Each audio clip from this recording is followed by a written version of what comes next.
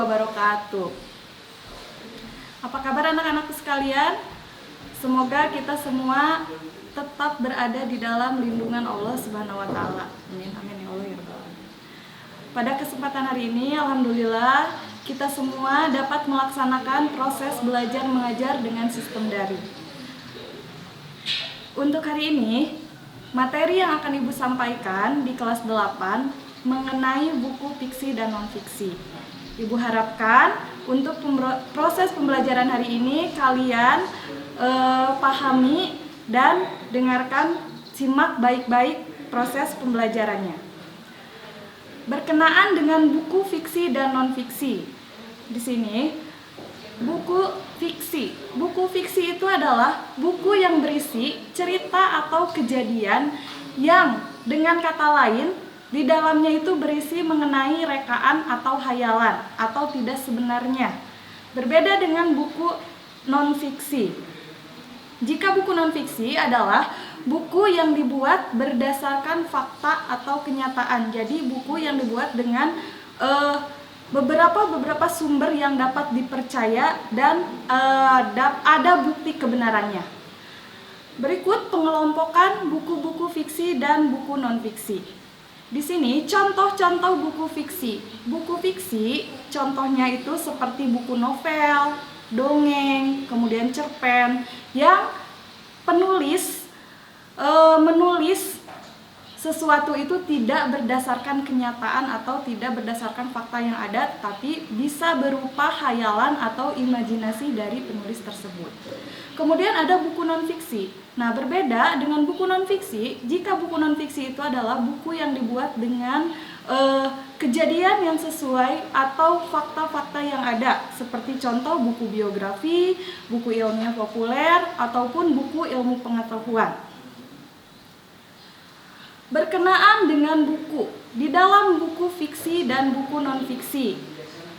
Berkenaan dengan buku cetakan tersebut, ada informasi atau ada istilah-istilah yang dapat kita ambil melalui indeks. Nah, apa yang disebut dengan indeks buku? Di sini. Indeks buku itu adalah daftar kata atau istilah yang terdapat di dalam buku, biasanya terdapat di bagian belakang cetakan buku. Tersusun dalam abjad A sampai Z, bersusun seperti kamus. Berisi mengenai kata atau istilah, juga bisa berisi mengenai kumpulan nama-nama pengarang. Di dalam kata atau istilah tersebut disajikan pula nomor halaman yang tertera pada kata atau istilah di dalam buku itu. Di sini ada contoh indeks buku. Di sini contohnya A sampai abjad F. Nah, di sana tertera istilah atau kata dari buku-buku tersebut beserta pinggirnya itu ada nomor halaman yang ada di dalam buku. Misalnya ada alur. Alur terdapat di halaman 236 serta di halaman 224. Begitu seterusnya. Untuk sistematikanya itu hampir sama seperti kamus, tetapi di sini di pinggirnya itu terdapat nomor halaman langsung ya. Kalau kamus itu masih satu halaman. Selanjutnya, dalam buku ada juga yang namanya, selain indeks buku itu ada yang dinamakan dengan daftar pustaka. Nah, diharapkan untuk daftar pustaka ini kalian dapat menulis daftar pustaka dengan baik dari buku cetakan ya. Jadi kalian bisa menulis daftar pustaka sendiri. Nah, untuk cara-cara menulis daftar pustaka tersebut, Ibu ambil singkatan atau kata kunci dari penulisan daftar pustaka, yaitu ada Natajukobit ya. Itu singkatan atau sistematika urutan penulisan daftar pustaka ya. Nah, di sini ada terlebih dahulu itu adalah nama penulis atau nama pengarang. Diikuti dengan tahun terbit, kemudian judul bukunya, serta kota terbit, dan penerbit. Itu untuk urutan dalam menulis daftar pustaka. Di sini ada contoh penulisan daftar pustaka yang Ibu ambil dari buku paket Bahasa Indonesia kelas 7 ya. Nama penulis. Nama penulisnya itu kalau dalam daftar pustaka, nama penulis tidak ditulis sesuai dengan nama aslinya atau misalnya sistematika nama aslinya. Yang tadinya misalnya di sini ada Harsiati titik. Nah, nama sebenarnya itu adalah titik Harsiati, tetapi jika di dalam daftar pustaka penulisannya itu harus dibalik ya, antara nama belakang dan nama depan. Dijadikan ditulisnya di sini jadi Harsiati titik. Kemudian diikuti dengan tanda koma setelah penulisan nama di suku yang pertama. Di sini ada DKK. DKK itu maksudnya itu dan kawan-kawan jika penulis bukunya itu lebih dari satu ya. Selanjutnya diikuti tahun terbit 2013, kemudian judul buku bahasa Indonesia itu selalu diikuti setelah na, ta, ju, kemudian kota terbit ya, kecuali kota terbit itu diakhiri dengan tanda titik 2. Setelah itu penerbit selanjutnya seluruhnya itu diakhiri dengan tanda titik.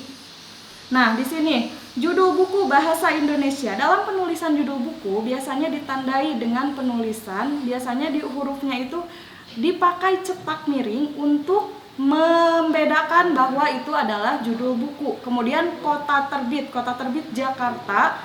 Nah, setelah kota terbit baru itu yang paling berbeda di antara semuanya, diakhiri dengan tanda titik 2. Setelah kota terbit, kemudian ditulis nama penerbit dan diakhiri dengan tanda titik. Itu contoh-contoh atau sistematika untuk menulis daftar pustaka. Selanjutnya, ada teknik membaca untuk menemukan isi pokok buku. Nah, di sini dalam teknik membaca ada 4 yang Ibu contohkan, teknik membaca pokok isi buku. Bagaimana cara kita membaca atau arah mata kita, bagaimana membacanya seperti ini. Ada bentuk zigzag, bentuk spiral, bentuk diagonal, dan bentuk horizontal. Nah, bagaimana pandangan kita mengikuti bacaan di sini? Kalau bentuk zigzag itu pandangan kita, mata kita itu seperti membaca itu mengarahkan pandangan seperti huruf Z. Kalau spiral mengarahkan pandangan kita seperti huruf S, kemudian ada diagonal mengarahkan mata kita dari atas ke bawah secara menyamping, kemudian horizontal itu sama dari atas ke bawah tetapi secara lurus. Nah, itu teknik-teknik membaca arah mata atau arah pandangan kita ya, teknik membacanya. Selanjutnya,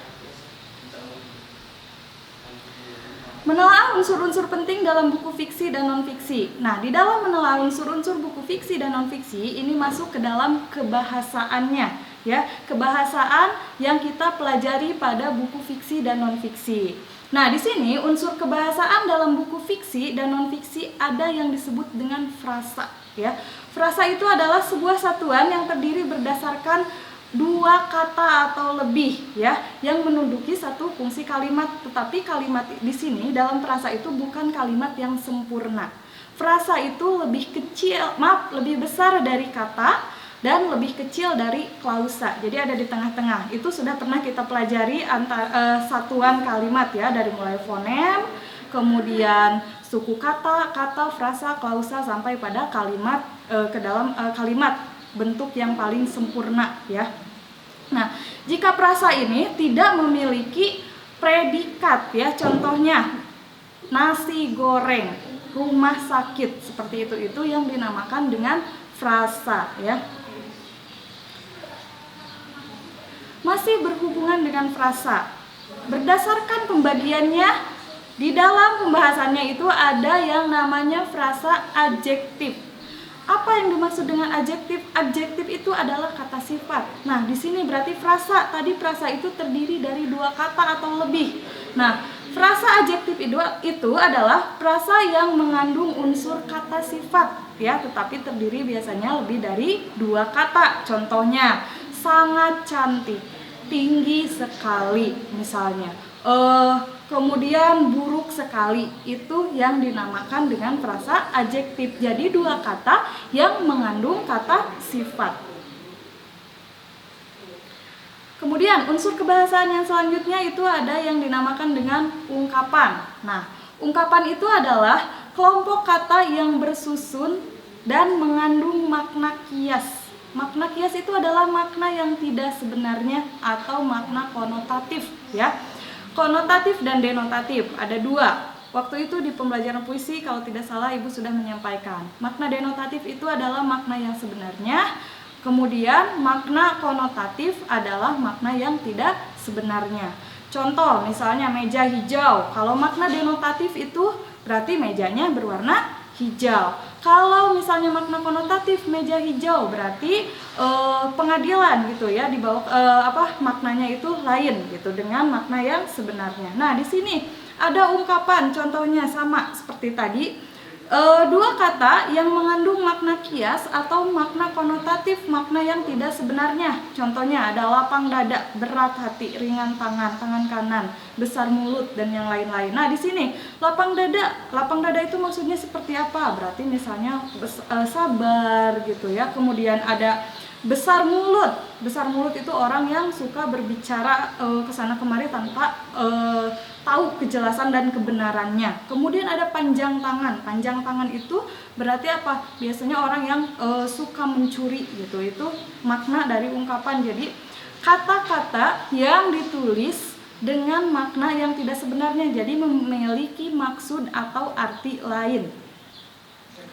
Nah, untuk pembelajaran hari ini mengenai buku fiksi dan non-fiksi yang Ibu sampaikan sampai unsur kebahasaan dari frasa, kemudian ungkapan, itu unsur kebahasaannya, dan yang sudah dijelaskan tadi mengenai indeks buku, kemudian mengenai daftar pustaka, cara penulisannya seperti apa, kemudian mengenai teknik membaca. Jika ada yang ingin kalian tanyakan atau jika misalnya kalian masih kurang memahaminya, kalian bisa langsung menghubungi Ibu saja melalui WA ya. Untuk pembelajaran hari ini dicukupkan sekian. Terima kasih. Mohon maaf apabila banyak kekurangan. Sekian. Wassalamualaikum warahmatullahi wabarakatuh.